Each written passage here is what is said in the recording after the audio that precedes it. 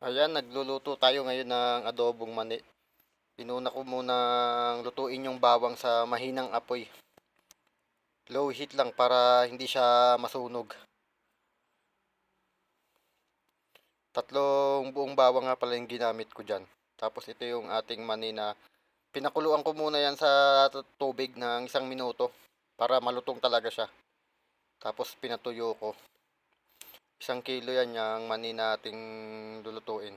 Tapos yan yung sili, 3 piraso lang din yung nilagay ko. Ayan na yung ating bawang, naluto na natin. Patutuluin lang natin yung mantika dyan, tsaka palalamigin. Ngayon isasalang na natin yung mani. Medium heat lang tayo. Ayan yung mani natin. Siguro mga kalating kilo yan. Kasi hindi kakasya yung 1 kilo eh. Nadami masyado. Lutuin natin yan ng 15 minutes. Ayan na, naluto na natin. Nakasalang naman yung kalahating kilo habang pinapatulo natin yung mantika niyan. Tinatak-tak-tak ko para tumulo lahat ng mantika niya. Ayan na yung kalating kilo. Tapos ayan na, natapos na rin. Ngayon doon natin yan ipaghahalu-haluin sa may malaking kawali.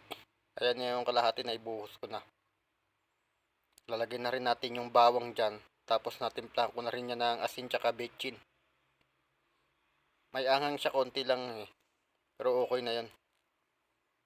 3 pirasong sili lang kasi yung aking nilagay dyan. Ayos-ayos na pampapak yan kaysa bumili tayo. Ayan na. Yung 1 kilong mani natin.